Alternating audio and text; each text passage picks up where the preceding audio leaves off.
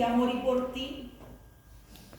Te pregunto, ¿realmente crees que un día resucité por ti? Te pregunto, ¿crees que soy tu libertador? Te pregunto, ¿realmente me amas? Te pregunto, ¿hasta cuándo? ¿Hasta cuándo vas a creer que yo hablo para alguien más y no hablo para ti? ¿Hasta cuándo vas a dejar de pecar?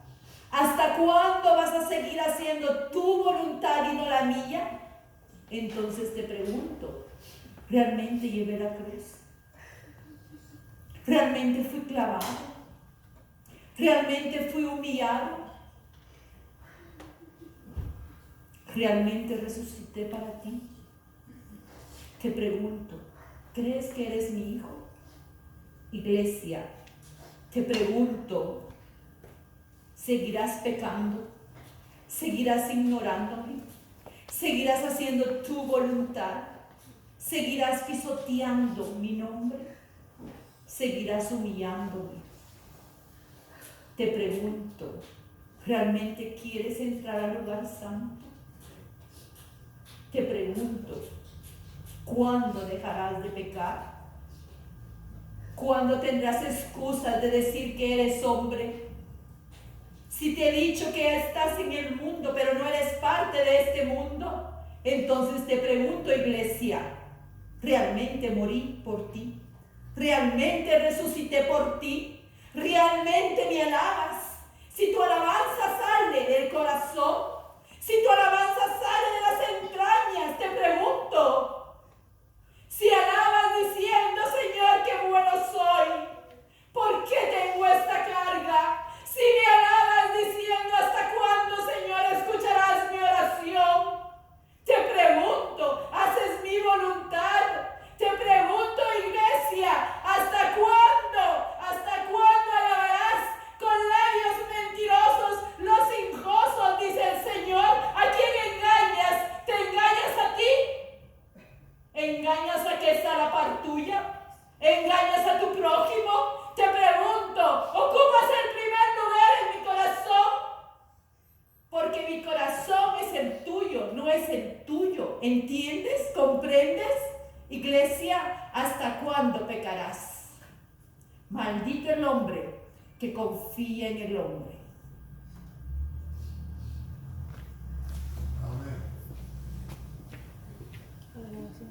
Esta es la iglesia Puerta de Esperanza, situada en San Lucas, Zacatepeques, República de Guatemala, en América Central. Para la gloria de Dios, nuestra congregación fundamenta su fe en Jesucristo y en las Santas Escrituras. Agradecemos a Dios que hoy se pueda contar con Internet para cumplir con cabalidad el mandamiento de nuestro Señor Jesucristo, que es predicar el Evangelio en todas partes del mundo. Con mucho agrado, ofrecemos hoy la prédica de nuestro pastor general, el licenciado Gustavo Adolfo Bonilla.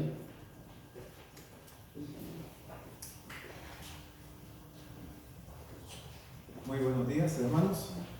Amén. Buenos días, hermanos. Amén. Sean todos cordialmente bienvenidos. Nos alegramos con tenerlos aquí en medio de nosotros. Y hoy tenemos unas visitas. Está con nosotros hermana Berta Ofelia Hernández. Póngase de pie, por favor.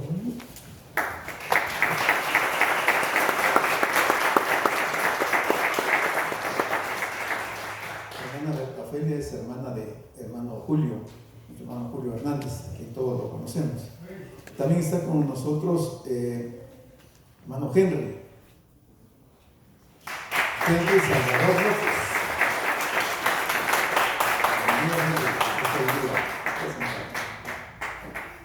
Y antes de iniciar con el estudio que nos corresponde el día de hoy, yo le pido un favor, hermano Byron Bonilla. Si en su Biblia me puede leer el versículo 17 del capítulo 13 de Hebreos 13, 17. Tal vez le damos el micrófono para hermano Byron, para que lo digamos todo. Hebreos 13, 17.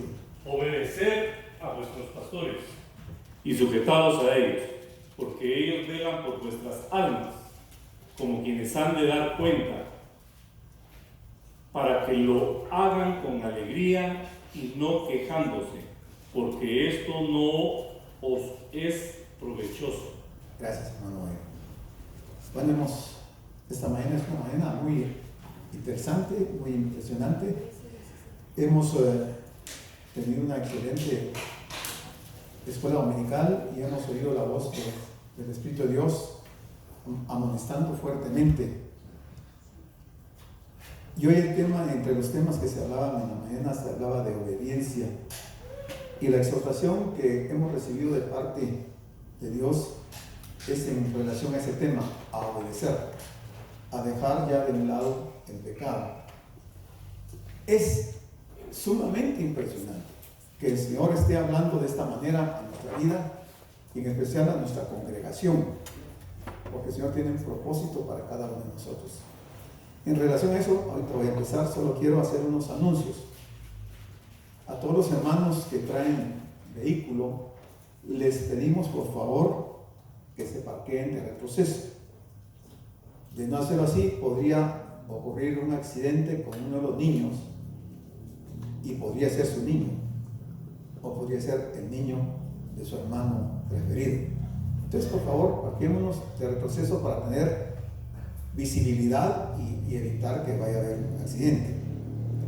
También queremos suplicarles, hermanos, por eso quería yo enfatizar en la palabra obediencia, que cuando vengamos empecemos a sentarnos en las sillas de adelante y vamos dejando las de atrás libres para que cuando vayan viniendo otras personas vayan ocupando las sillas de atrás, de manera que no causemos distracción en la congregación, excepto aquellos casos de hermanos o hermanas que tengan algún problema físico que se les dificulta estar al frente por la pantalla, que tienen que hacer un esfuerzo para levantar su cabeza. Les voy a pedir otro favor. En los momentos tanto de la escuela dominical como en el devocional, bueno, todo el servicio, todo es importante, no salirse del templo. Si ustedes observan, ahí tengo una cámara, ahí hay otra cámara y hay cámaras en todo. Yo al final del servicio examino las cámaras y me doy cuenta de que hay algunas personas que se salen constantemente, se van, entran, se van, se entran, no captan el mensaje, no les interesa la palabra, están despreciando la palabra. Por favor, yo les suplicaría que no salgan. Incluso yo pediría que en este momento, si está ahí hermano Alejandro, nuestro hermano Alejandro. Entonces, hermano Gil, hagan el favor, ver si hay alguien afuera y le dice que por favor entre. No queremos ver a nadie afuera a la hora de la predicación. También quiero pedirles que por favor sus celulares los tengamos en modo silencioso para evitar distracción, ¿verdad? No comer dentro del templo. Fíjense que ya el domingo en la tarde, cuando yo vengo a revisar que esté cerrado, encuentro papeles, bolsitas a veces de ricitos, de dulces, tiradas aquí en el templo. Es el templo, no es basurero esto. Entonces, por favor, si usted come algo, guárdese la basura en su bolsa y preferiblemente no coma dentro del templo. No es el lugar adecuado para comer, excepto si es por algún asunto de salud que tenga que comer algo, ¿verdad? Y por último, les pido que por favor sigan las instrucciones de los diáconos y las diaconisas. Me causa un poquito de preocupación de que hay hermanos que cuando algún diácono, alguna diaconisa se le acerca para darle una indicación, le responden de una forma muy grosera. Son servidores de Dios, están delegados por nuestra parte, tanto mía como pastor como por los ancianos, para cuidar de las cosas del templo. Que si ellos les hacen una sugerencia, por favor respetarlos y no responder mal.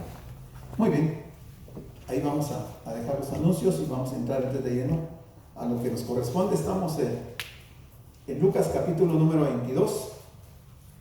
Y fíjense que si ustedes se ponen a pensar, bueno, dejamos al Señor en el huerto, ¿se recuerdan? En el Getsemaní.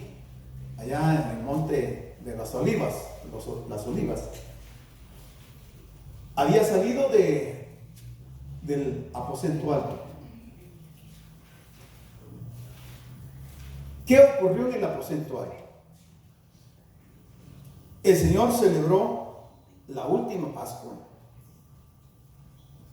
dio inicio a la cena del Señor, le dio el pan mojado a Judas, por medio del cual Judas fue poseído por Satanás, le lavó los pies a los discípulos, oró por ellos, habló de lo que le iba a ocurrir en las siguientes horas,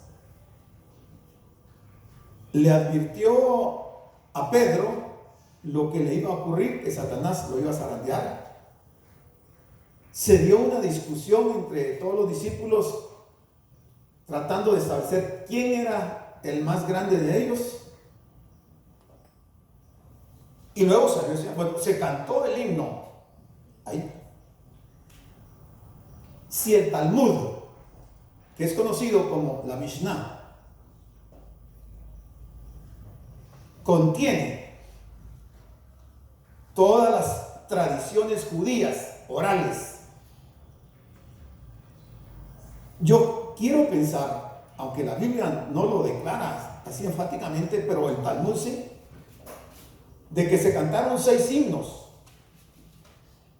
contenidos en el Salmo 113 al 118, y el Señor los cantó 6 himnos. Sabemos que el número 7 es el número de la perfección, y yo me preguntaba, ¿por qué no cantaron el 7º himno? Para tener esa perfección de esos cantos. Y el Señor me ponía a pensar que el 7º himno se va a cantar en el cielo, y lo vamos a cantar nosotros. Y es un himno que dice: digno eres de abrir los sellos.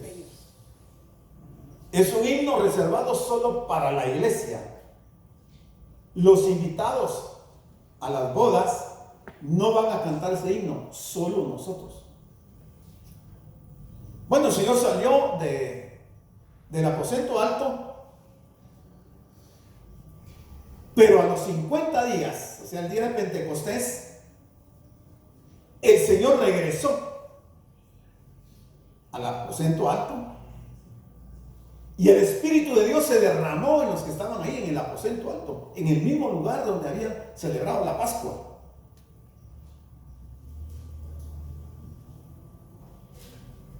Y sabemos por las Escrituras que toda la gente que estaba ahí empezó a hablar en otros idiomas. Cuando salieron los discípulos de ese lugar, fueron al monte de las Olivas, y ahí vieron al Hijo de Dios ascender al cielo. Se aparecieron unos ángeles y le dijeron: varones galileos, ¿qué miráis al cielo? Así como habéis visto ir al Señor, de esa manera Él va a retornar. Pero me llamó mucho la atención que ese aposento alto ocupa un lugar muy importante en la historia de la iglesia. ¿Qué hubiera pasado si el dueño de aquel lugar no hubiera permitido que el Señor celebrara ahí la Pascua? ¿Se imaginan la bendición que hubiera perdido? Que ahí se haya derramado el Espíritu Santo por primera vez y haber llenado a muchas personas de su presencia. Eso es trascendental. Eso nos enseña que cuando nosotros abrimos las puertas de nuestras casas al Señor, ni idea tenemos de las bendiciones que el Señor puede enviar a esa casa. Nosotros decimos que este edificio, esta construcción, es la casa del Señor. Y aunque uno puede pensar que no es la casa del Señor, cuando uno va a Malaquías a leer el capítulo número 3, el Señor le dice al pueblo de Israel: traed todos los diezmos del alfolí, al alfolí, y haya alimento en ¿dónde? ¿En dónde? Mi casa. ¿A qué casa se refería el Señor? Al templo. Al tabernáculo en aquel tiempo. Era la casa del Señor, Él lo dice: y hay alimento en mi casa. Nosotros creemos que esta es casa del Señor también. Amén. Y Él está en medio de nosotros. Amén. Se fue al monte de los olivos, se llevó a los 11 discípulos y otra cosa se me escapaba. Cuando fue el derramamiento del Espíritu, ¿quién no estaba ahí? Judas. Antes de que el Señor haga descender de su Espíritu en una congregación, saca a los Judas, limpia el templo, limpia la casa. Porque no puede ser que el Espíritu de Dios descienda sobre una persona con el carácter de Judas. Pero bueno, siguiendo, el Señor se va al monte de las olivas y empieza a orar.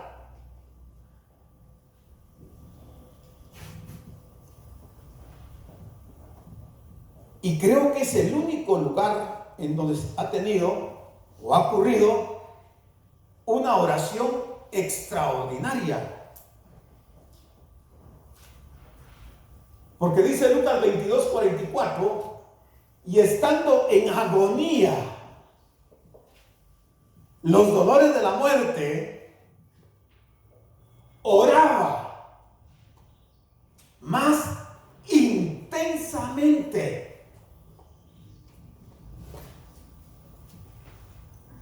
Levanten la mano quienes hemos orado intensamente.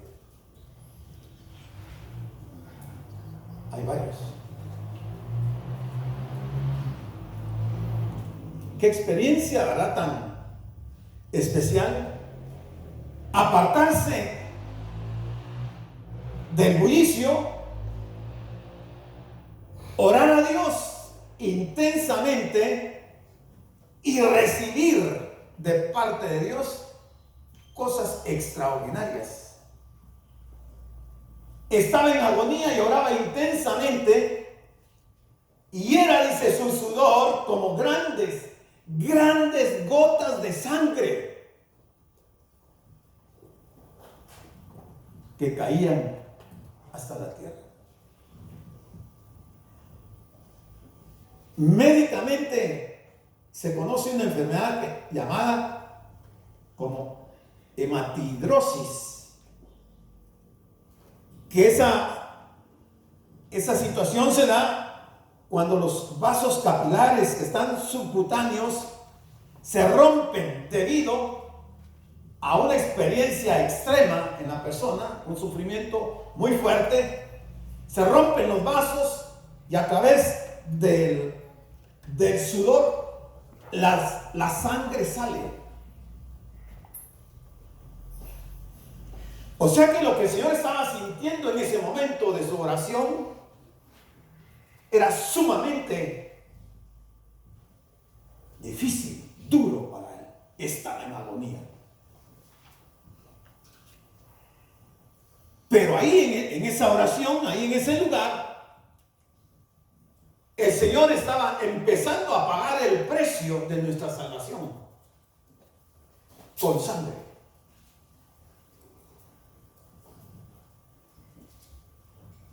Solo Lucas, que era médico, podría contarnos que el Señor sudó grandes gotas de sangre.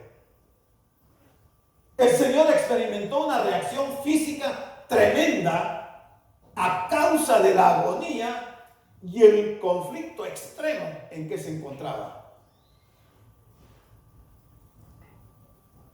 Nadie lo interrumpió. Era de noche. La noche estaba avanzada. Era una noche muy oscura. Las aguas eran muy profundas del sufrimiento del Señor, al punto que sudó sangre. Ninguno de los redimidos supo ni sabrá jamás cuán profundas fueron las aguas o cuán oscura fue la noche por la que el Señor pasó antes de encontrar a sus ovejas que se habían perdido. Eso lo sufrió el Señor por usted y por mí. Por eso es que la amonestación que nos hizo el Señor hace un momento, que no nos haya entrado por un oído y nos haya salido por otro.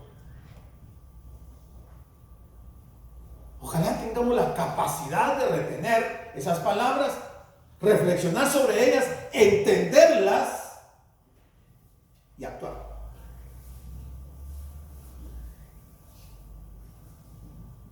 Ahí está el Señor de rodillas, una noche muy oscura,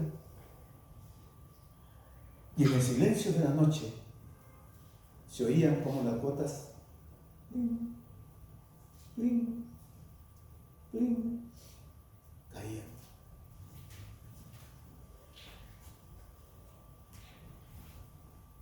Y estaba orando al Padre. Era una angustia espantosa.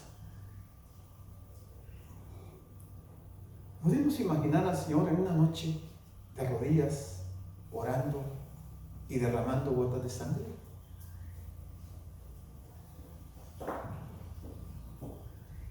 Ha de haber sido algo así. ¿Ya vio la imagen?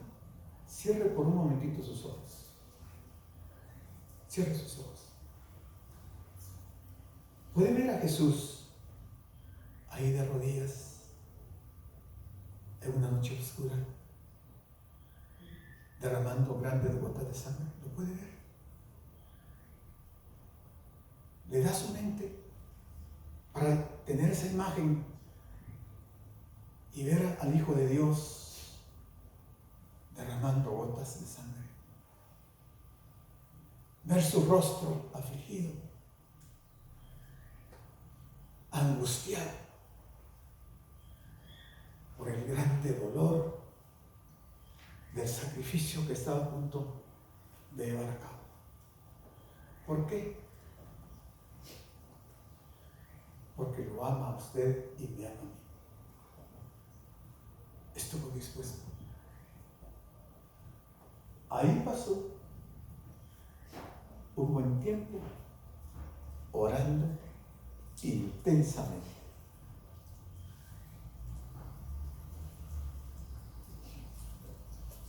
Si miramos en ese jardín, junto a un olivo, lo vemos inclinado hacia el suelo, expresando su agonía, su dolor, en oración.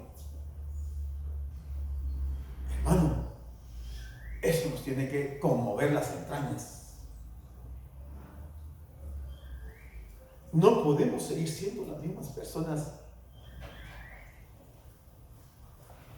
que no nos importe el sacrificio de Jesús. No podemos pisotear la sangre del Hijo de Dios.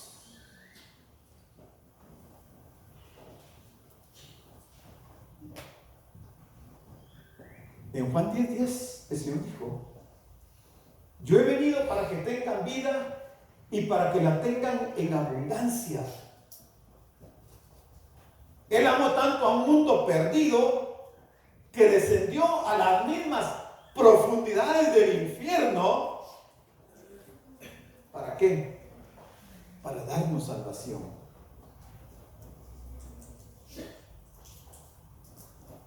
Pero el mundo nos rechazó con mucho desprecio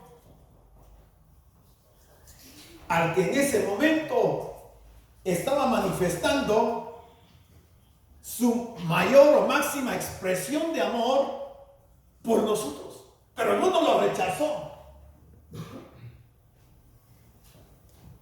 Al bendito Salvador, que fue hecho pecado por usted y por mí.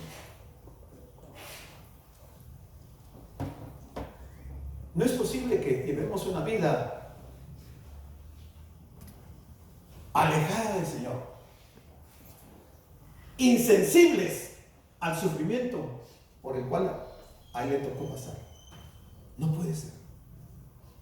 Si en realidad hemos sido transformados, si hemos sido regenerados, si hemos nacido de nuevo, si hemos entendido las Escrituras, debieron de ser personas con actitudes de gratitud extrema hacia Dios. Si Él no hubiera ido esa noche ahí, estaríamos condenados a una eternidad en el infierno. Hebreos 5:7 dice: y Cristo en los días de su carne, ofreciendo ruegos y súplicas con gran clamor y lágrimas al que le podía librar de la muerte, fue oído a causa de su temor reverente. Pero tuvo que pasar por el sacrificio. Aunque en un momento de debilidad humana, el Señor le dice al Padre: Padre, si es posible que pase de mí esta copa, pero que no sea como yo quiero, sino que sea conforme a tu voluntad. Él estaba sintiendo lo duro, lo difícil de soportar la copa de la ira, de la gran ira de Dios.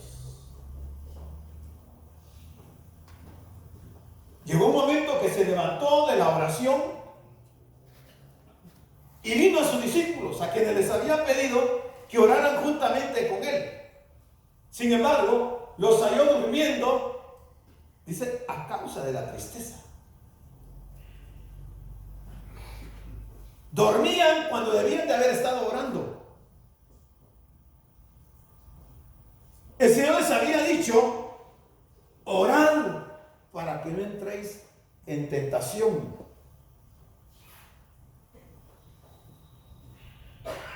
Es que, hermanos, el tentador está las 24 horas del día acechándonos, tratando de influir en nosotros para que caigamos en la tentación que Él mismo provoca. Pero el Señor dice: orad para que no entréis en tentación. Ellos dormían plácidamente mientras el Señor estaba derramando grandes gotas de sangre. Y le dijo: ¿por qué dormís? Levantaos y orad para que no entréis en tentación. Segunda vez que se lo dice. Segunda vez en esa noche. Levantaos y orad para que no entréis en tentación.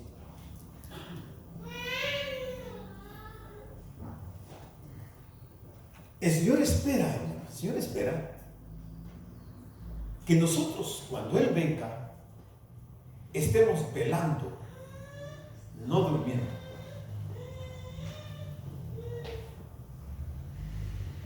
Si dormimos, es probable que nos pase lo que les ocurrió a las 5 vírgenes insensatas.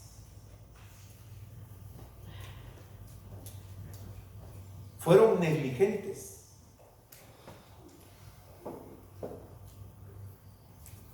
¿Cuánta gente no hay hoy dentro de las iglesias negligentes, dormidos? Y la tentación está a punto de llegar. A algunos ya les llegó la tentación.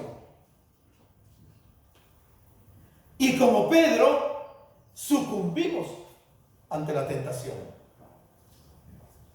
¿Por qué? Porque no oramos. Dicen que oramos 3 o 4 veces al día. Desayuno, almuerzo, cena y antes de dormir. Una oración de 10 segundos. Y como decía el Señor, oramos por comida, oramos por salud, oramos para que el Señor nos bendiga, nos dé muchas cosas. Pero ¿cuándo oramos para darle gracias a Dios? ¿Cuándo oramos para engrandecer el nombre de Dios? Para reconocer todo lo que Él ha hecho por nosotros. Para darle gracias porque su Hijo fue a la cruz. Porque sufrió para darnos vida a nosotros. ¿Cuándo oramos por eso? No nos interesa. Nos interesa la comida, el dinero, las cosas. El trabajo. La familia. Pero no nos interesan las cosas espirituales. Orad para que no entréis en tentación.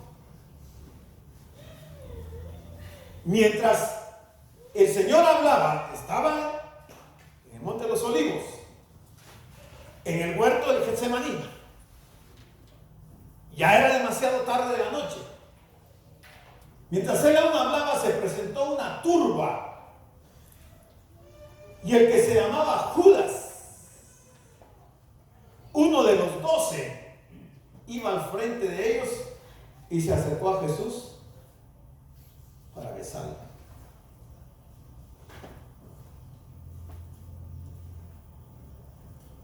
Déjeme decirle que en todas las congregaciones hay Judas. Hay personas que traicionan.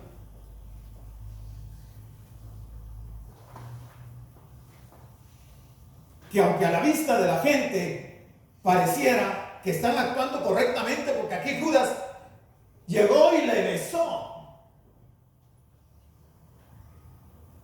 Los que veían que Judas estaba besándolo pensaron que era por el amor que le tenía al Señor.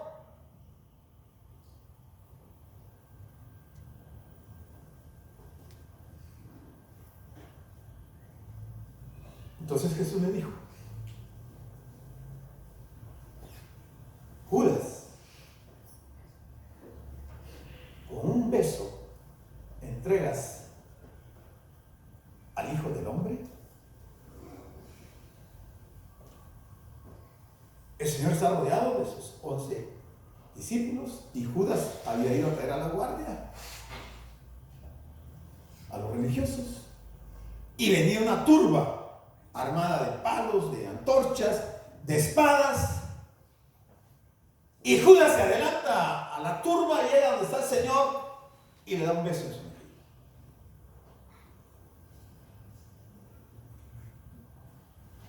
Más o menos así ha sido la escena. A la turba, con antorchas, palos, espadas. El Señor está a la par de un árbol de olivos. Pero cuando vemos esa escena y leemos esto, lo que viene a nuestra mente es que esta fue la más vil traición jamás registrada. Fue aborrecible, fue repugnante lo que Judas estaba haciendo.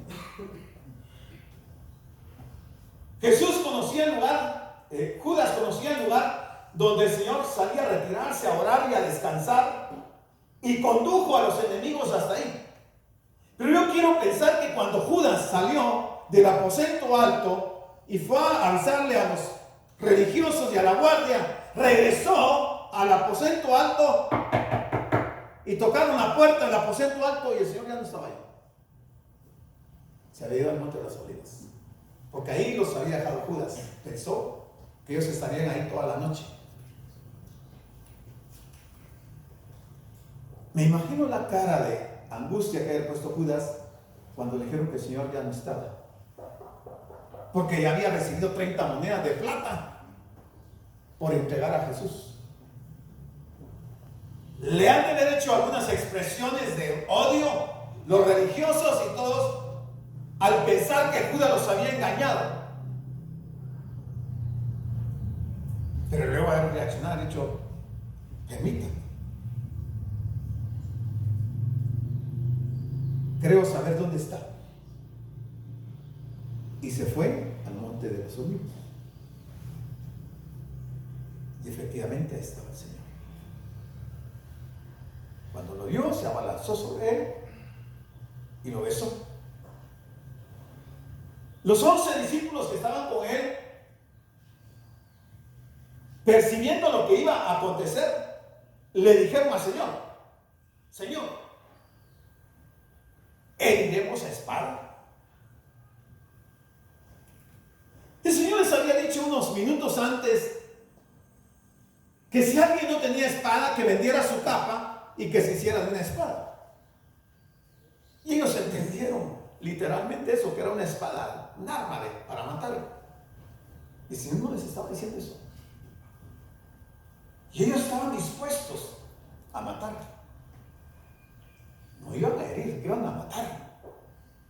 Señor, ¿heriremos a espada? Y Pedro, que era el más impulsivo, el más violento, agarró la espada y se le dejó ir a un soldado y le cortó la oreja. No le quería cortar la oreja, le quería cortar la cabeza, pero solo alcanzó a cortarle la oreja derecha.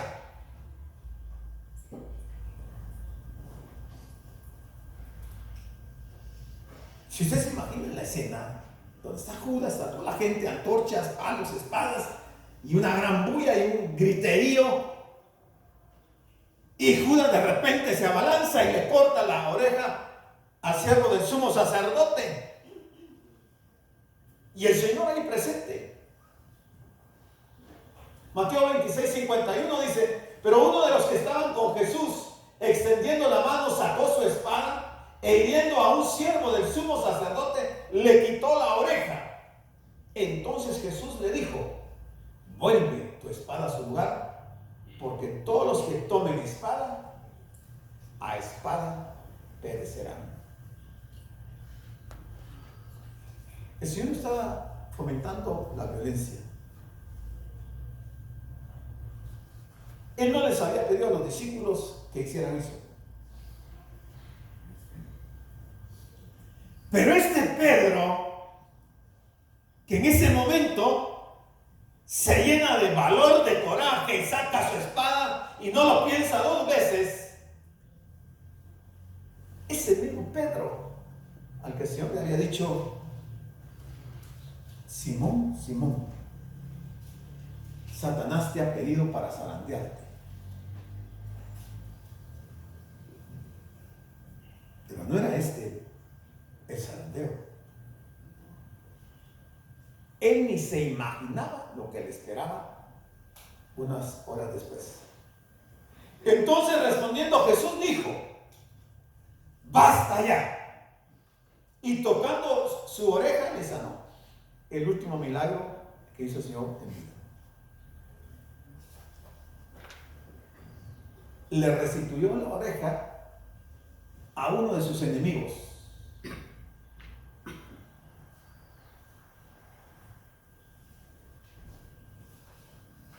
¿Qué hubiera hecho usted o yo ante un enemigo? ¿Le restituimos la oreja o le cortamos la otra? Pero mire el carácter del Señor. Le restituyó la oreja a uno de sus enemigos. Lo sanó. ¿Cómo se había sentido ese hombre al ver que el Señor le había restituido su oreja? ¿Qué pensamientos han de haber pasado por su mente? Y Jesús dijo a los principales sacerdotes, a los jefes de la guardia del templo y a los ancianos que habían venido contra él: tres grupos. principales sacerdotes, 1, jefe de la guardia del templo, 2, y los ancianos, 3. Les dijo Jesús que habían venido contra él, como contra un ladrón habéis salido con espadas y palos. Una gran turba armada para agarrar a un solo hombre, con palos, con espadas y miles de gentes.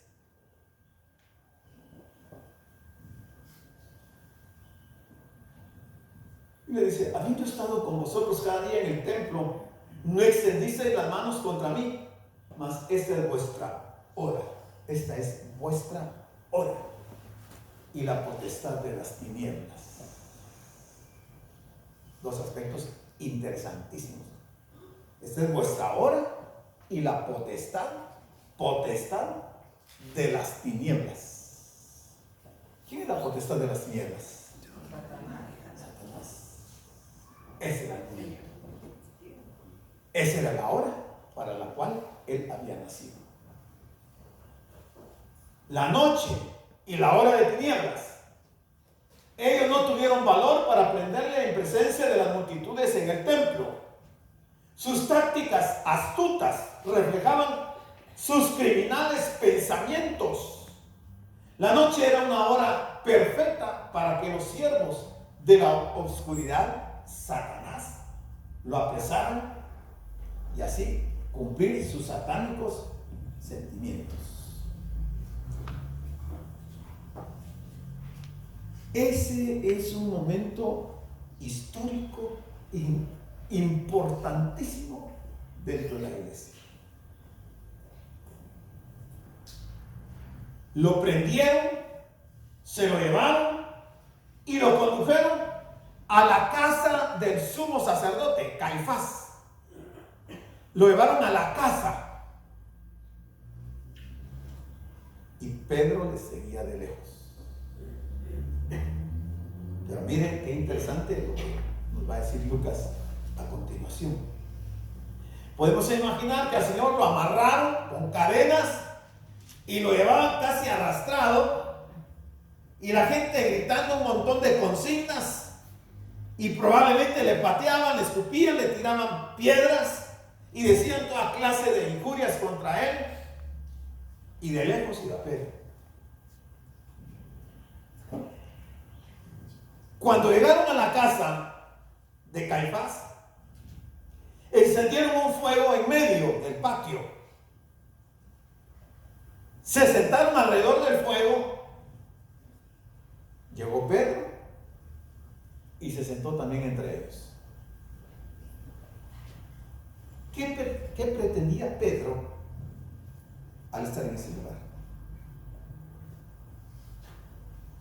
¿Cuáles eran sus pensamientos? ¿Qué quería demostrar? ¿Qué quería hacer? Una criada, cuando vio a Pedro sentado alrededor del fuego, se fijó en él y le dijo, delante de todos, también ese estaba con él.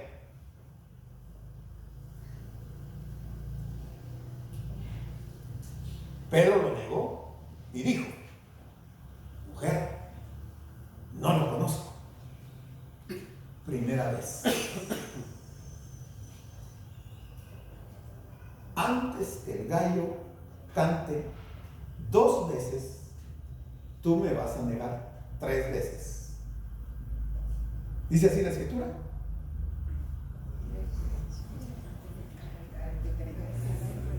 ¿Cuántas veces tenía que cantar el gallo? 3. 3, 1, 3, 1. Antes que el gallo cante, tú me negarás 3 veces. ¿Cuántas veces iba a cantar el gallo? 1. ¿Seguros? ¿Seguros? Vamos a ver. No fue 1. Un poco después, viendo lo otro, dijo: también eres de ellos. Y Pedro dijo, hombre, no lo soy. Una, dos veces. Como una hora después, otro afirmaba diciendo, verdaderamente también este estaba con él, porque es Galileo. Y Pedro dijo, hombre, no sé lo que dices.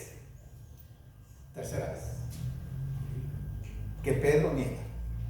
Se cumplió lo que el Señor le había dicho. Bienvenido, hermano Raulito, no lo había visto, perdón. Bienvenido a casa. Hombre, no sé lo que dices. 3 veces lo negó tal como el Señor se lo había dicho. Enseguida, mientras él todavía hablaba, el gallo cantó.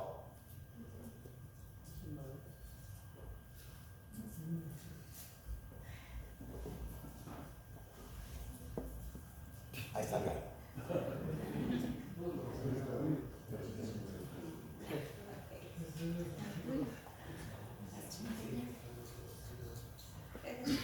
Cuando el gallo cantó, sucedió.